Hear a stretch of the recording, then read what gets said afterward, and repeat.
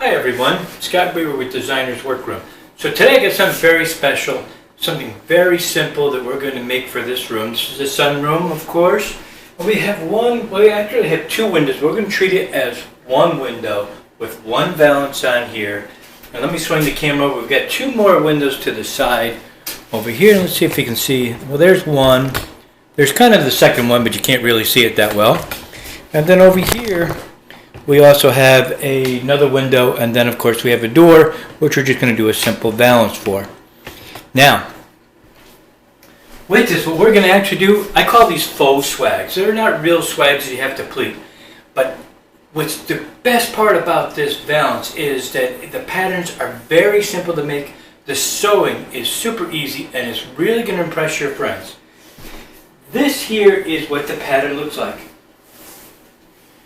It's basically just a flat piece of material that's been rounded. And I'll show you exactly how to make it. And then we're going to have jabos that are going to go on each side, but they're much easier to make than your normal traditional jabos. And when you're done, it's going to kind of look like this one that I've made. It's going to look like that. And this is what we're going to put up here, and we're putting 5 on this big window, and we're going to be bringing it right up to the very top like that, and it's going to look beautiful. And again, it's very simple. We're going to put 5 of those scallops on this one. Each one of these smaller windows are going to get one, and then we're going to have the jabos, what I call jabos. They're kind of flat, but it's a very impressive look, very easy to make. Stick with me. I'll be right back.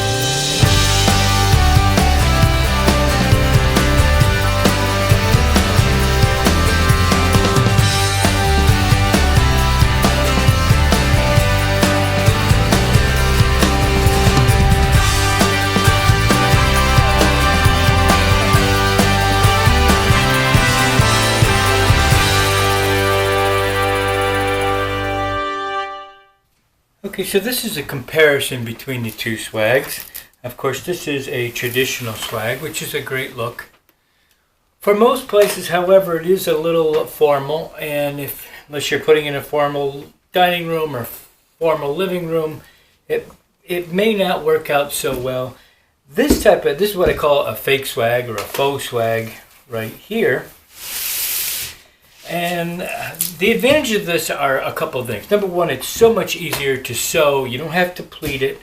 It still gives you kind of the look of the pleated swag. Of course, people are going to argue that no, it doesn't. This is so much better. But it's only better in certain areas of your house where this one here is so simple to make. And we're going to show you exactly how to do it. So For one thing, I'm going to show you that this I usually mount on a board. And just like the regular swag, we mount it on the board. However, it can be mounted and sewn so you can put it on a rod. It's just when we're talking about custom, which is what we do, everything's going on a board with us. So I cut a board out. And what you would do is you're going to measure your window and say it's 36 inches wide. You're going to add 2 extra inches, so your board comes about an inch past your window on each side. So it's 2 inches, so it's going to be 38 inches approximately, and that's what you're going to base your swag on. That's for a single window, of course. Now I'm going to show you, these are what we calling the jabos, which would be mounted here, like so. So you'd have one of these, and if you notice, we press this in, and that is the return. So when this is actually stapled onto the board, which I will show you that, this is going to wrap around the return like that. The edge of the board is what we call the return. like that, and that's what's going to give you a clean finish. So we have one here, one on the other side, and this in the middle. And that's pretty much what it's going to look like once it's on the board. And that's a pretty nice look. Now we're going to go over how many of these swags that you would need. So let me this is for a single window. And for a single window, I'm going to say if you're using 54-inch wide material, not that you can't seam it to make one big one, you can. But sometimes you're better off making several of them if your window's much larger. Just like the one that's upstairs, it's actually 105 inches, so we're using 5. Let me get the other board. I'm going to show you how to do this.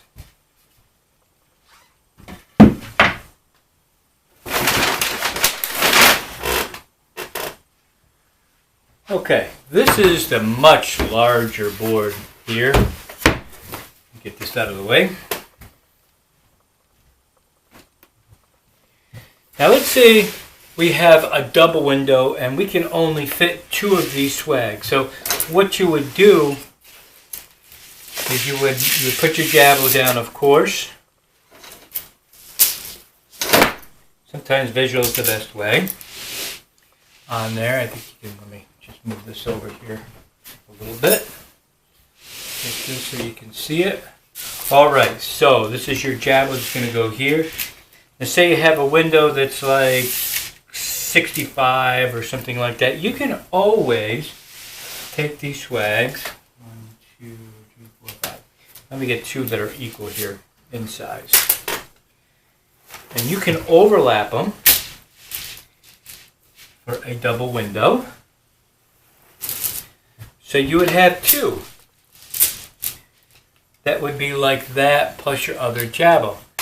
And then let's say you have a window that is like a triple window. Let's say it is 72 inches, we'll say. Okay? So what you want to do, if you have a 72-inch window, then you're going to cut 2 of these to finish at 36 inches, butt them together, and then take your third one and you can put it over the top, like that. And that's also a nice look. So no matter what size your window, you can either put 1, you can put 2, you can put 3, and luckily you just have to use a little bit of your own creativity when it comes to doing that. Now, as for putting these on the window, I'll put these back over here so I don't get confused on which one goes where. Let me get this back up. What I do,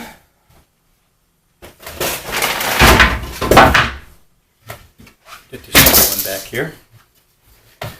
So this is a single one. So what we do is we use L brackets, angle irons, L brackets, however you want it. So we mount these onto the wall using an 1.5 inch screw of your choice, and if you have to use mollies, and you're just going to go above your window, and it all depends on how deep you want them.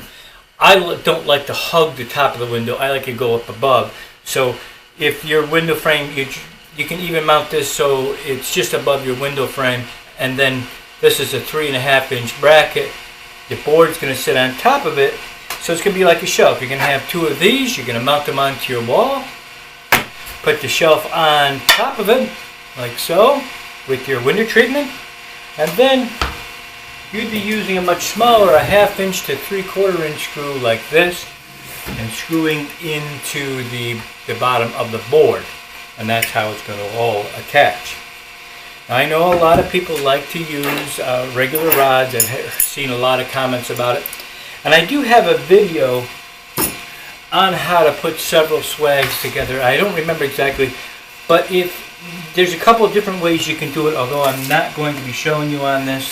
But yes, you could probably make these much deeper and sew them all together and then bend them into the back and sew a pocket so you can put it right on a rod if you like. So there's several different ways, but this is such a simple thing. We're going to get started. We're going to show you how to make the pattern next, and we're going to go from there.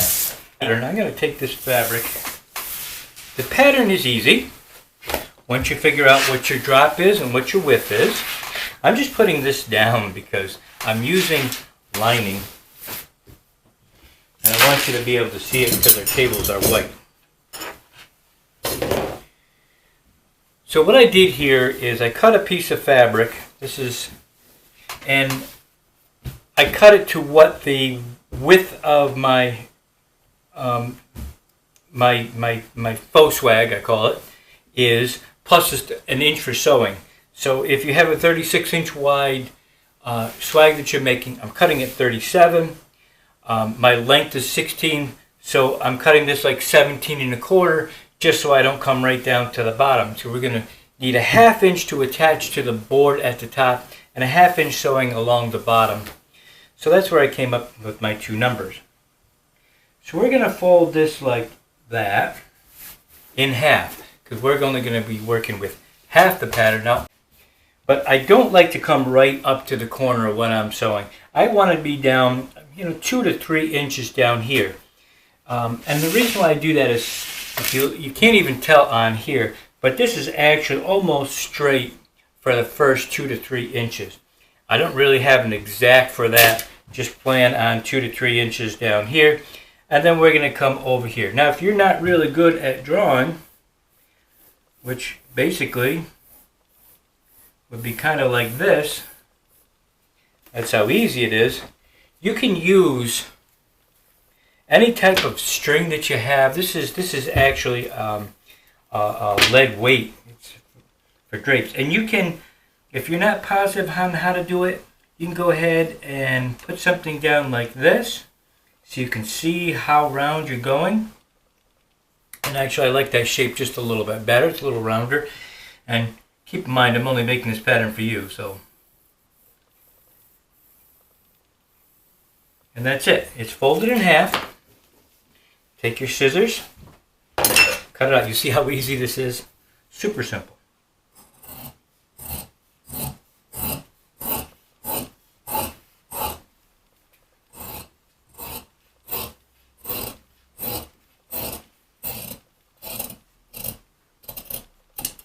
Okay, still have that little squared off end right there. So it looks like that.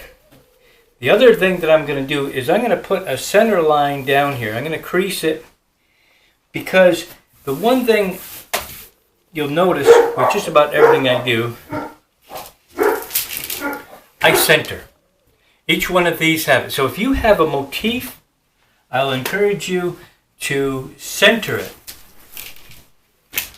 Just like that. You see, every one of these are centered. So, having that said, we're going to go ahead, take this, I'm going to crease this down, and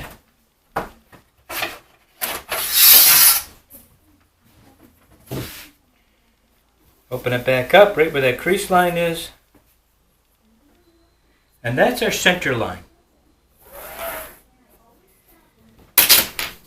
That way you can take, and what you do is you take, and what I like about using this is white line, you can see through it.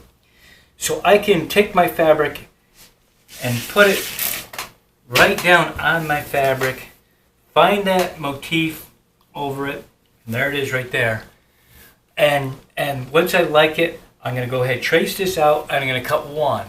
Then once I have this one cut out, I'll use this one for my pattern and keep moving it over and centering each one and cut them out. It's a little tedious that way, but it gives you the best look. So that is the swag pattern. Next we will do the jabot pattern. Now we're making the jabot, and I cut this piece 16.5 inches wide and 17 inches long. And what we're going to do, going to mark off for the return. Now the return is the part of the board that it wraps around. This is what we call the return, at least on the board right here. So it's going to wrap around. And that part is, this is a 1x4 board, which is really 3.5 inches in thickness. So what we're going to do, and the reason why we're marking 4 inches, to give you a 1/2 inch sew allowance. what I'm going to do is I'm going to start here 4 inches and 4 inches. And this part of the return I like to keep straight at the bottom. There's no angle.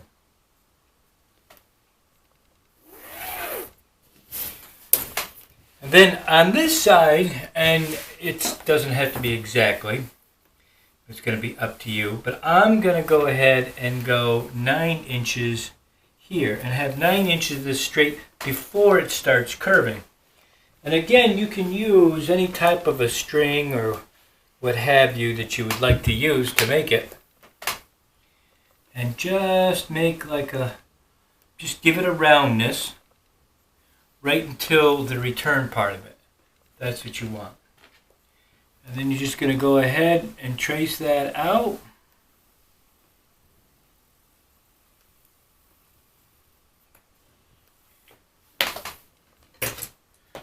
And then cut it.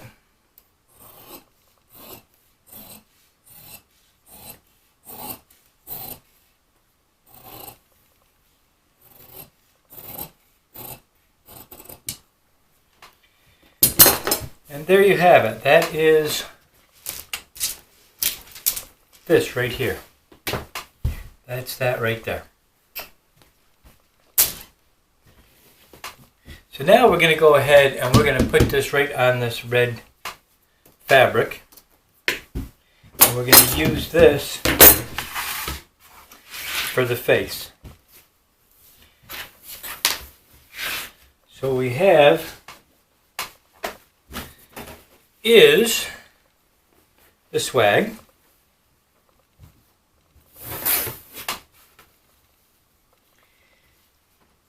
And keep in mind, I'm only doing this for you guys. It's not for my benefit, and I'm not going to, this isn't a customer or anything, so this is basically just all for you guys to show you how it's done.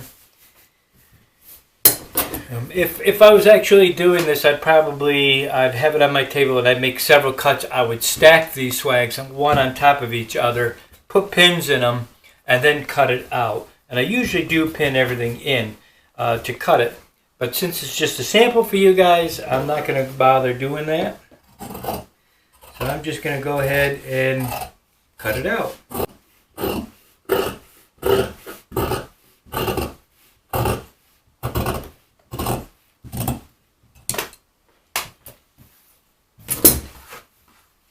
So there's the swag,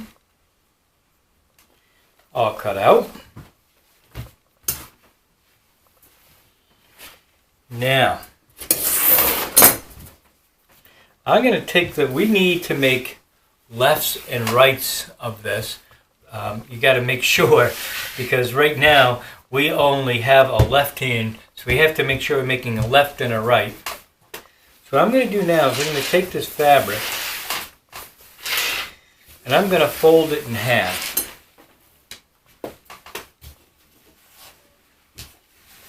Like so.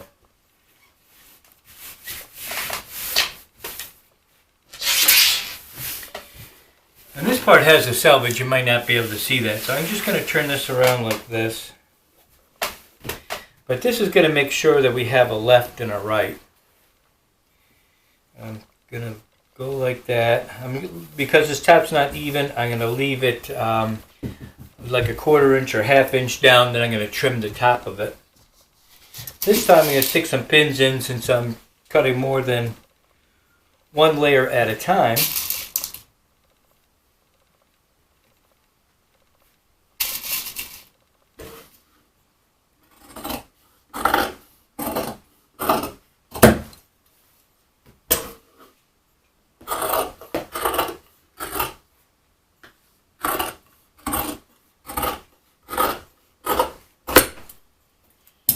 Okay.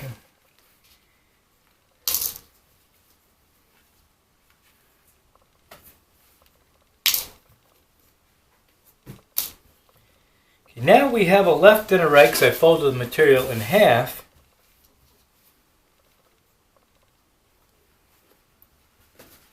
Like so.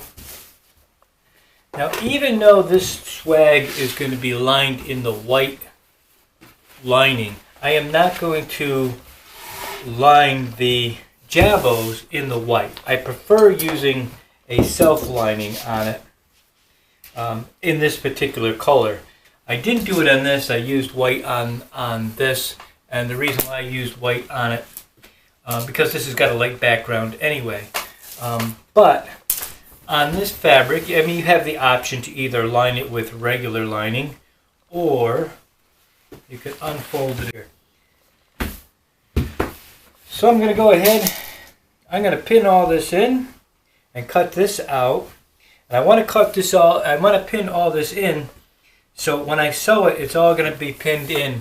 So it's a dual purpose. One, it's holding my material down, and the second reason is so when I sew it, it won't move. Okay, so I'm going to go ahead and do that, and I'll be right back. I know, I apologize. This is the lining. Well, we keep auto-focusing here. Sorry about that. This is the lining. This is pretty clear. Okay, anyway, sorry. This is the lining piece. I apologize that it's white on white. It's hard to see. I totally get that. And what I'm going to do is I'm putting my swag down. This is your first time. This is actually the face side. It's got a little bit more of a sheen. Not that you can pick that up on the camera, but it is. So you always want to make sure that the face of the swag, the side is printed or the better side, is face down on your lining, like so. You also want to make sure you cut your lining just a little larger. I mean, this is a lot larger than it needs to be. But it's a piece that I just already had. And then again, you're going to put some pins in. If you've watched any of my other videos, you know I like to put my pins in with the points going outward. Put a couple at the top. So I'm going to trim this whole thing out. Do that real quick.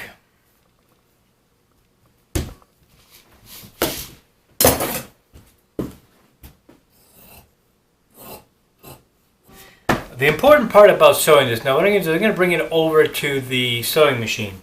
And I'm going to sew 1/2 inch all the way around this swag here.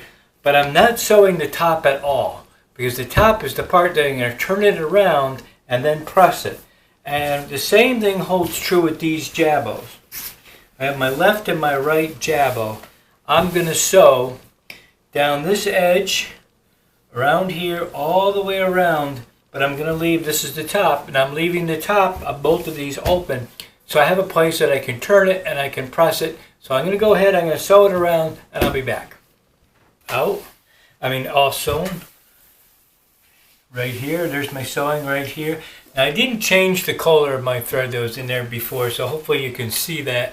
And basically it's a 1/2 inch all the way around.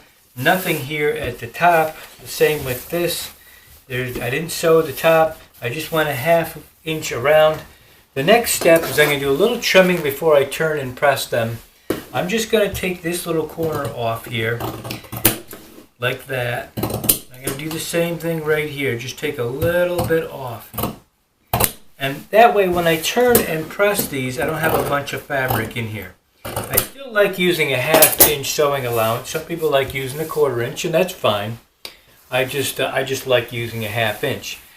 Now, the other thing is I'm going to do little snips just right around this, not cutting into the sewing allowance, but just little snips. And this also is going to help when you turn the fabric.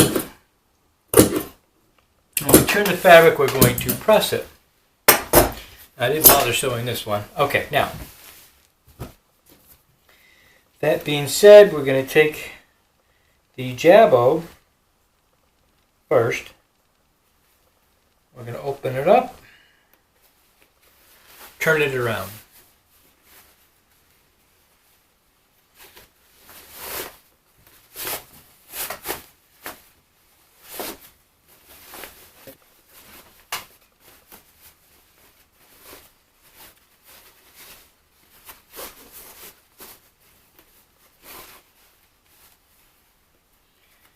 Want to make sure you get these corners out real good.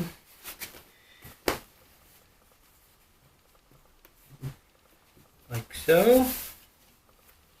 And if you have to, you can take a pin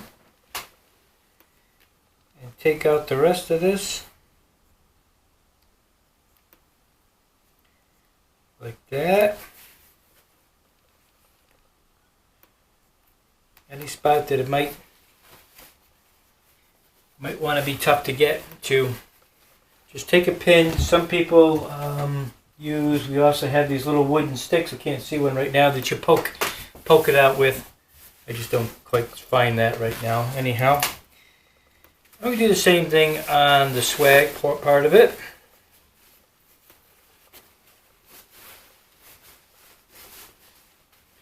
When you press your swag, the swag you should be pressing on the lining side of it.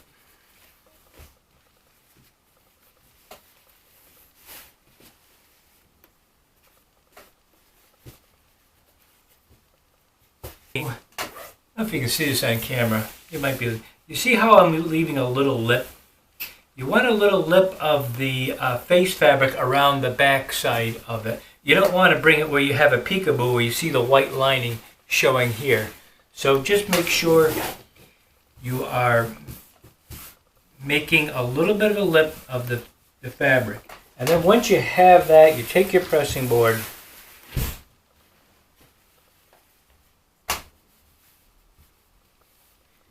and press. Just make sure that the lining doesn't bunch up.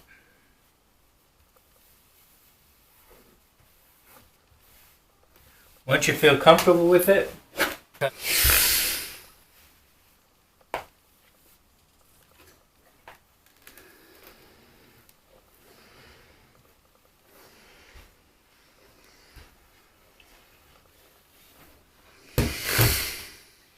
okay, then once we have that, we're going to stick some pins back in the top of it.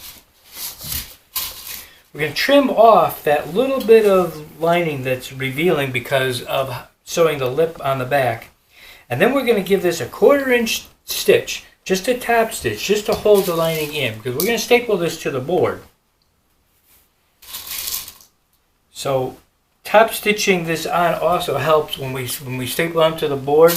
We want to staple it on using about a 1/2 inch, which I'll show you in a few minutes. So anyway, trim off the little white lining that's showing, and then sew that down a 1/4 inch. We're going to do the same thing on this. We're going to go ahead, we're going to press this whole thing in. Okay, while you have your iron out here, I'm going to bend 4 inches of this in. You're going to sew this down at a 1/4 inch, but I'm not going to show you that part of it. I think that's pretty basic. So what I'm going to do now is I'm going to take this and I'm going to fold this in, actually 3.5 inches, a 3.5 inch board. So what I'm going to do is I'm going to press, and make sure you're making lefts and rights, 3.5 inches, and press a line. That way, let me get the board.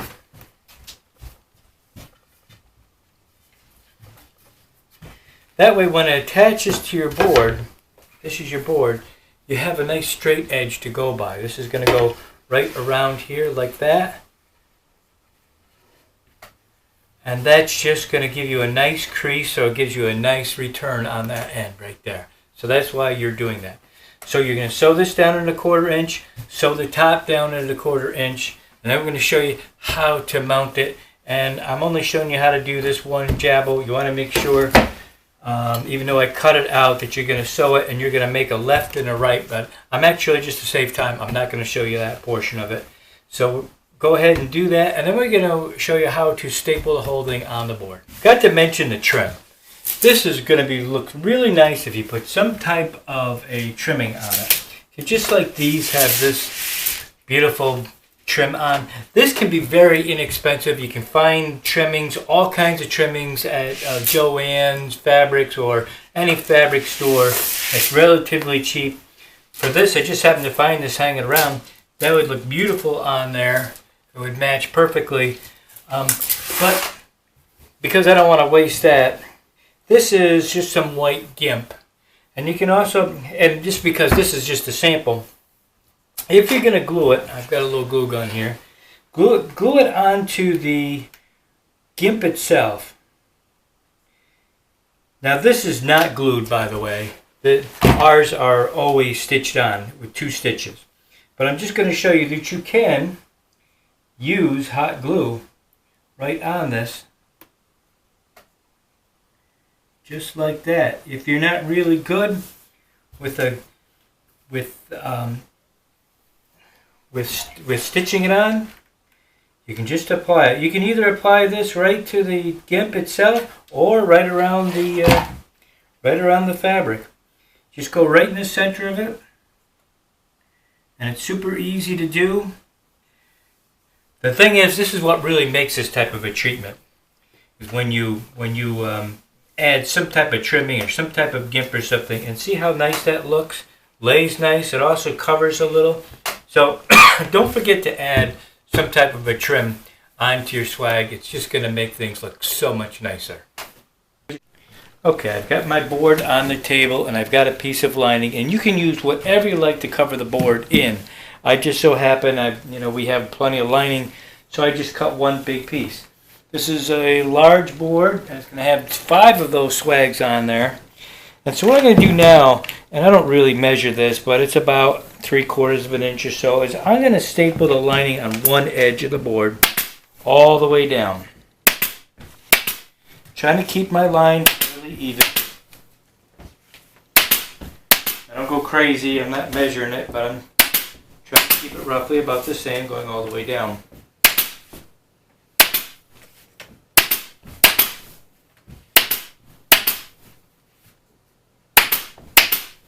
Okay, then the next thing I'm going to do is I'm going to flip it over so I make sure my whole board's covered along the bottom.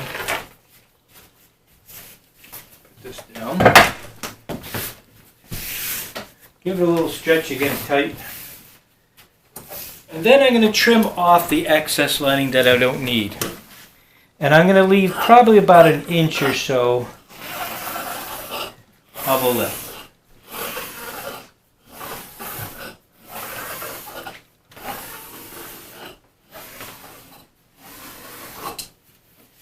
Okay, just like that. Flip the whole thing back over. Then I'm going to wrap the material around the edges so they're not bare right here. My gun, just see it. And I'm just going to wrap. Make sure you tuck it in.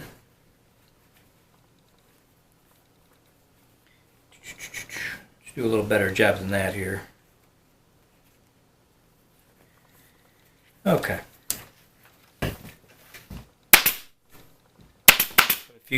And that just covers that. Now that's also going to be covered with the return of the jabot. So, you don't have to be super careful, but, make it look nice. Okay. Now I'm going to start attaching my swags and jabots.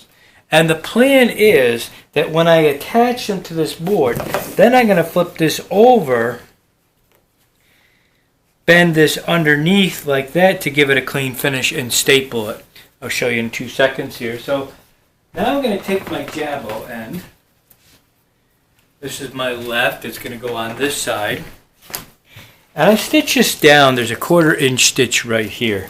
But I'm going to go a 1/2 inch. And I don't really measure it, because I'm just, been doing this for a while, so I can kind of tell what a 1/2 inch is.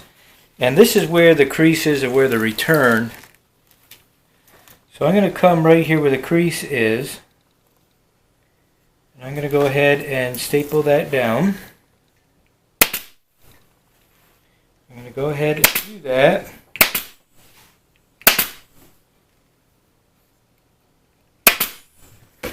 And then, I don't know if you can be able to see this, I'm going to pull this off, and you probably can't see that right now.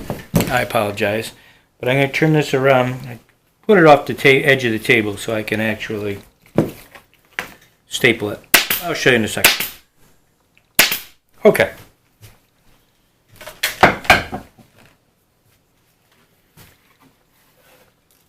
So that's what it looks like, going around the edge. Now I'm going to go ahead and I'm going to do the other side of it. Okay. Now since these have tassels on them, and the swag is going to be over it, I want to make sure the tassels don't interfere with the swag, so some of these have to come off. They're too close to the top. Alright, since this is getting 5 swags, the next thing I'm going to do is I'm going to split the board, I'm going to measure the board, and I'm going to divide it in 3. And that'll tell me where the 2 swags have to go that are going to be behind the board. 105. And if I divide it by 3, yeah, obviously I get 35 inches. So I'm going to put a mark at 35 inches.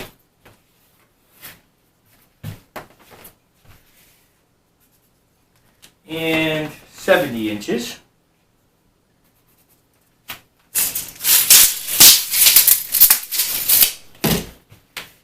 Now I'm going to take one of these swags. There's a couple different ways you can do it. But I have to know where the half point of my swag is. So I'm just going to fold it in half and I'm just going to cut a little V in it. You can stick a pin in there, however you want to do it, it's up to you. I'm just sticking a little V in. And let me get this whole thing on the table now. You can see it.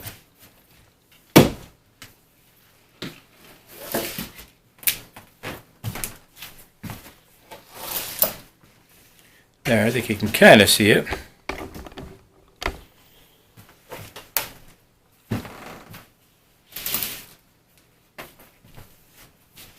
Okay. Now, right where I put that mark is where the first one's going to go. And stapling it a ½ inch from the top.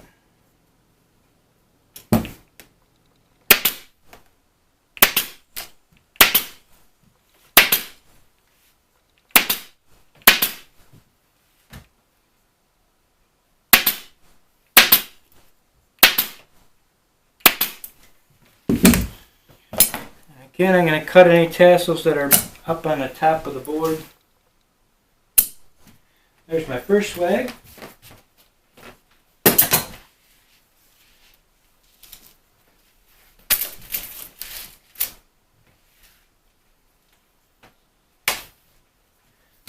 Put a notch for my second one.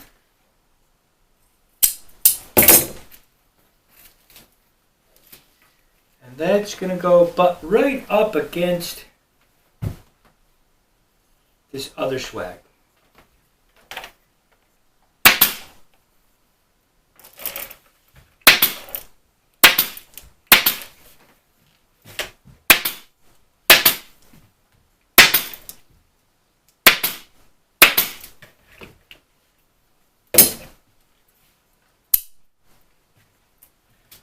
Okay, hopefully you can get a fairly good picture of this. Lift this up a little maybe. Yeah, I think you can see it pretty good. Now, next part is to lay these last 3 out, and this is how they're going to go. This one's going to go to the edge of this board, like that.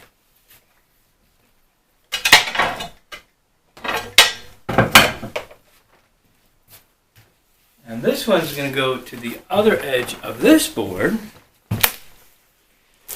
Just fold that in like that for now. Over here.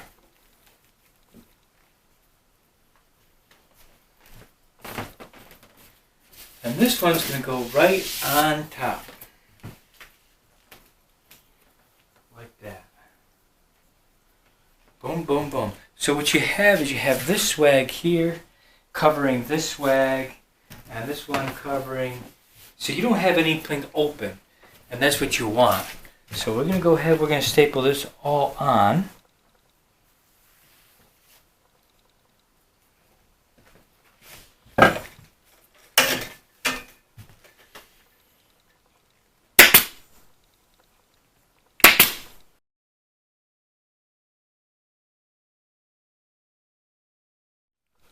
Okay, so I finished mounting all the swags on here, and you're going to be able to see this in its entirety at the end when I mount everything. I'm sorry, when I install everything. Anyway, now I'm going to be adding this braid cord to the top of it, and I'm going to go from around this corner here and go all the way around. So I'm going to show you how I do that. I leave like an inch or so extra hanging off right there, and I'm going to staple this right on, just like that. Then we're going to turn the corner, and that one didn't quite stick, so we'll have to do that again. We're going to turn the corner, and continue stapling. It helps if you have a air gun stapler. If you don't have an air gun stapler, a regular one will do it. It's just going to take a little longer. Kind of stretch your braid cord a little bit. And again, if you come across the tassel like this one right here, it's going to be interfering. If you're using tassel fringe, just cut it off. I'm going to come right around here and staple.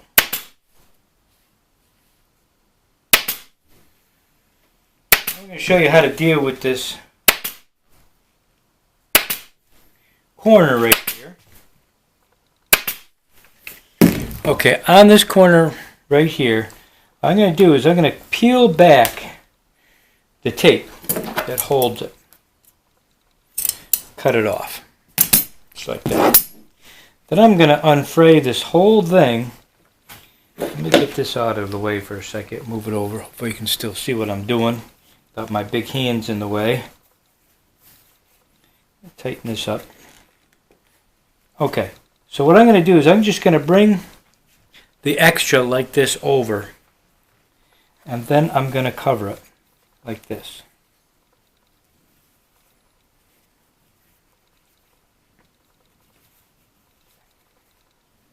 And I'm going to staple it. Like that. Then the whole thing, just so you get an idea, gets folded underneath here like this.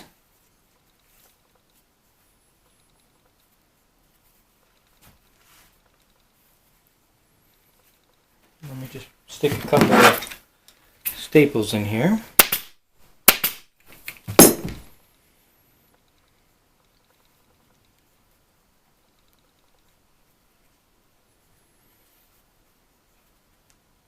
Luckily, nobody really sees the top of it, but if they do, at least it's going to have some type of clean finish.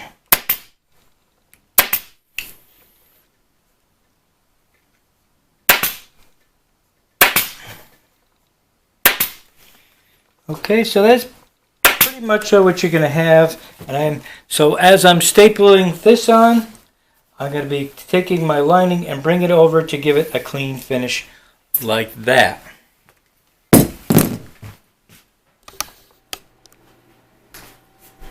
So here we are. We're finished with our window treatments. I think they look pretty nice. Couple of key points. Adding a trim. Sometimes you can even just get a GIMP. It's very cost effective, and it looks so good. And if you have a motif, even a stripe, center something here. If you have a random, you don't have to worry about it. If you're using a solid fabric, that's fine. But you always want to do that. And then the next thing that I did, maybe you caught it, maybe you didn't, but I pressed the returns. These guys right here, I'm going to pan around so you can see a little bit better of what it looks like. Right there, hopefully you can see that.